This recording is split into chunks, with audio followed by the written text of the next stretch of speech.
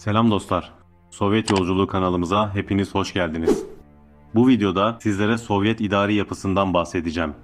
Sovyetler Birliği denildiğinde genellikle batıya bağlı tüm ülkelerde akla kötü şeyler gelmesi için her şey yapılmıştır. Merkezi devlet, katı bir bürokrasi veya yukarıdan aşağıya işleyen bir yönetim gibi sayısız palavra. Oysa bu anlatılar Sovyetler Birliği'nin gerçek idari ve siyasal yapısını açıklamaktan son derece uzaktır. Çünkü Sovyetler Birliği tarihte ilk kez onlarca farklı halkın eşit haklar temelinde ve gönüllü birlik anlayışıyla bir araya geldiği federatif bir devlet modeli ortaya koymuştur. Bu videoda Sovyetler Birliği'nin nasıl yönetildiğini, idari yapısının nasıl örgütlendiğini ve bu yapının hangi tarihsel ihtiyaçlardan doğduğunu ele alacağız. Sovyet federalizminin ne anlama geldiğini, neden günümüzün ulus devlet modelinden köklü biçimde ayrıldığını ve neden sosyalist bir toplum için zorunlu görüldüğünü ayrıntılı biçimde konuşacağız. Sovyetler Birliği, halkların zorla bir arada tutulduğu bir imparatorluk falan değildi. Aksine Çarlık rejiminin baskısı altında yaşamış ulusların kendi kaderlerini tayin etme hakkını kullanarak kurdukları bir halklar birliğiydi. Bu birlik içinde her halkın kendi statüsü, kendi bayrağı, kendi dili ve kendi siyasal ve yönetimsel kurumları vardı. Yönetim merkezden dayatılan bir mekanizma değil, yerelden başlayarak yukarıya doğru örgütlenen bir Sovyetler ağı sistemi üzerine kurulmuştu. Bu nedenle Sovyet idaresini anlamak yalnızca geçmişi anlamak değil, çok uluslu toplumların nasıl eşitlik temelinde bir arada yaşayabileceğini görmek açısından da son derece önemlidir. Şimdi gelin Sovyetler Birliği'nin yönetim ve idari yapısına ön yargılardan ve soğuk savaş klişelerinden arınmış bir bakışla yakından bakalım.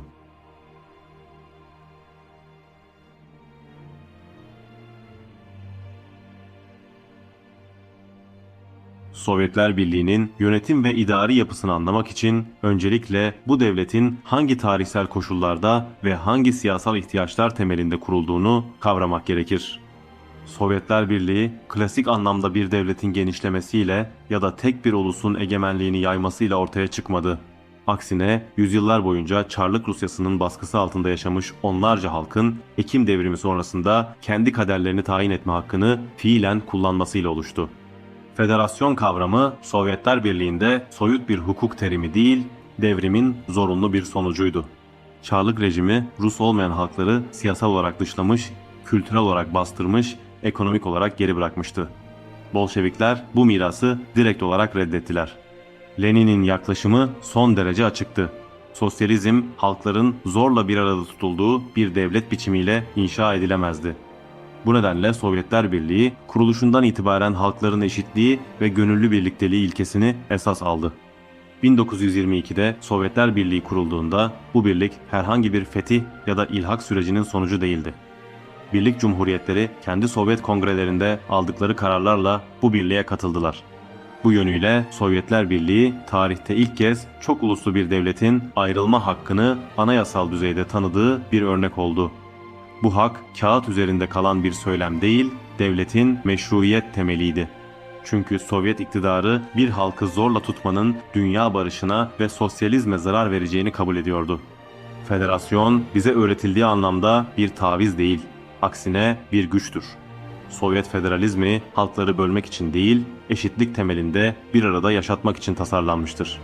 Bu yapı sayesinde Sovyetler Birliği imparatorluklardan tamamen farklı bir devlet biçimi ortaya koydu ve dünyanın en büyük devletleri arasına girdi.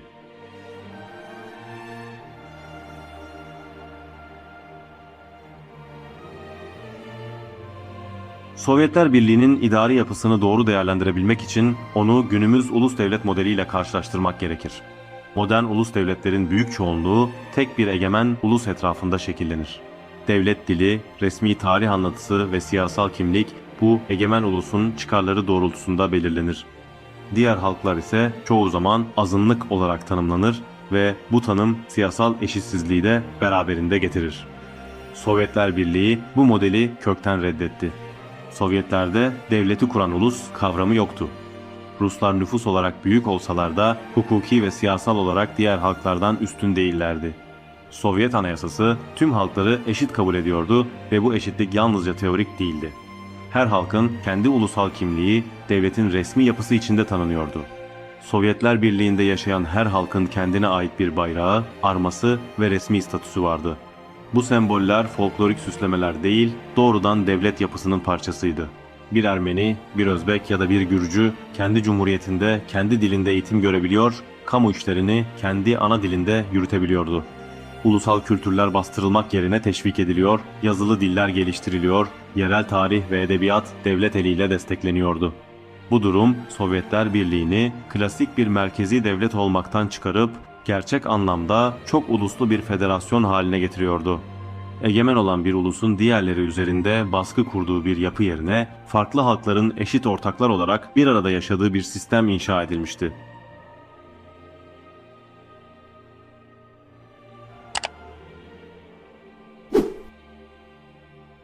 Sovyet yönetim sisteminin belki de en ayırt edici özelliği yönetimin yukarıdan aşağıya değil, aşağıdan yukarıya doğru örgütlenmiş olmasıdır.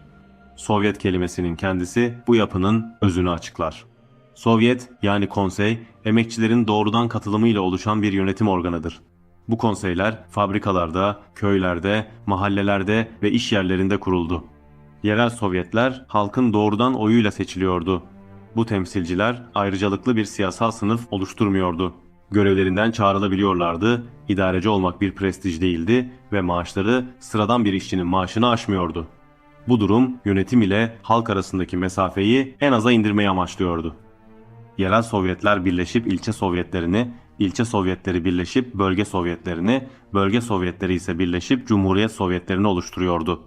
En üst düzeydeki Sovyetler Birliği Yüksek Sovyeti, alt mercilerden gelen kararları yürürlüğe koymakla mükellefti.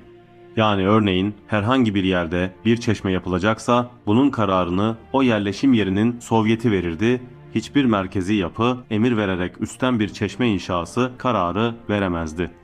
Yani anlayacağınız üzere merkezi yönetim halktan kopuk bir yapı değil, doğrudan yerel örgütlenmelerin ürünüydü.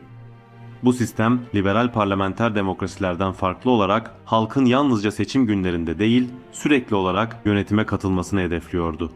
Sovyet idaresi demokrasiyi sandıkla sınırlı bir mekanizma olarak değil, gündelik hayatın parçası olarak görüyordu.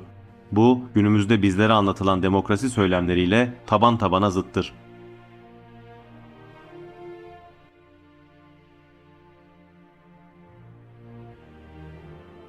Sovyetler Birliği'nin idari yapısı son derece ayrıntılı ve esnekti.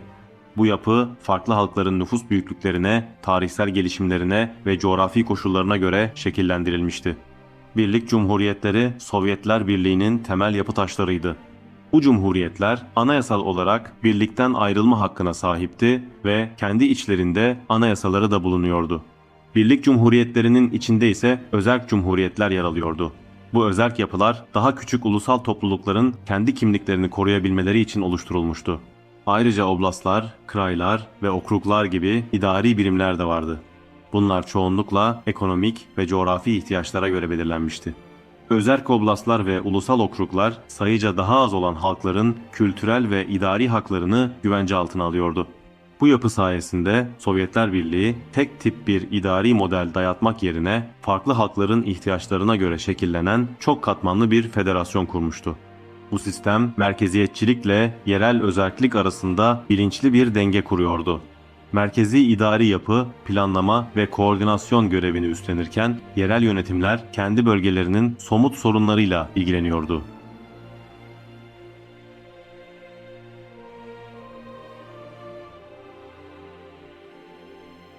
Sovyetler Birliği'nin yönetim ve idari yapısı tarihsel olarak son derece özgün bir deneyimdir. Bu deneyim çok uluslu bir devletin baskı ve asimilasyon olmadan da var olabileceğini göstermiştir. Sovyet federalizmi parçalanmayı değil, halkların dayanışmasını esas alan bir model sundu. Sovyetler Birliği döneminde birçok halk ilk kez modern anlamda ulusal kurumlara kavuştu. Eğitim, kültür, bilim ve sanat alanlarında büyük ilerlemeler sağlandı. Ulusal kimlikler bastırılmadı, aksine sosyalist bir çerçeve içinde geliştirildi.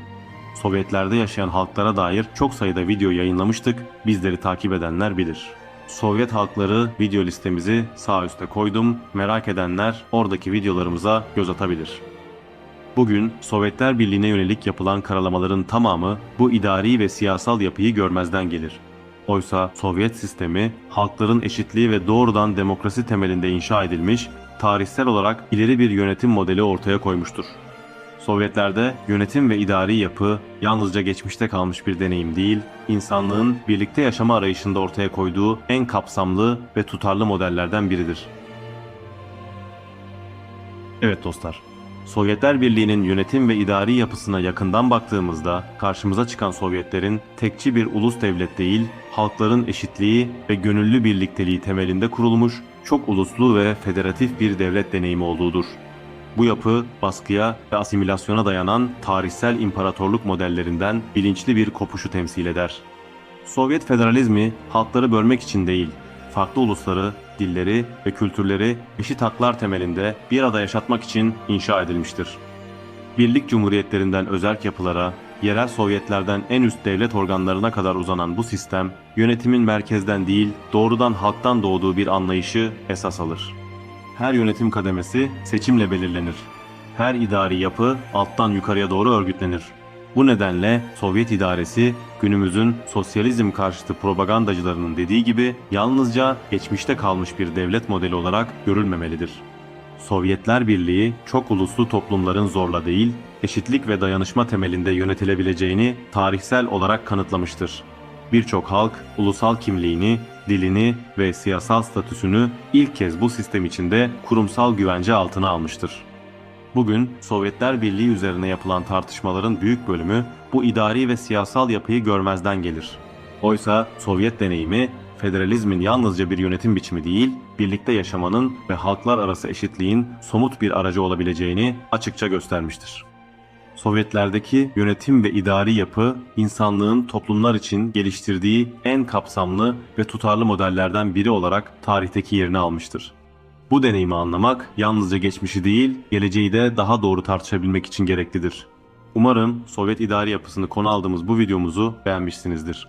Eğer beğendiyseniz beğen tuşuna basmayı ve Sovyet Yolculuğu kanalımıza abone olmayı unutmayın. Kanalımızda Sovyetleri ve dünya sosyalist hareketlerini konu alan belgesel tadında pek çok video yayınlıyorum. Diğer belgesel videolarımıza göz atmak isteyen dostlar videonun açıklama kısmından ulaşabilir. Diğer videolarda yeniden buluşmak üzere, şimdilik hoşça kalın, dayanışmayla kalın.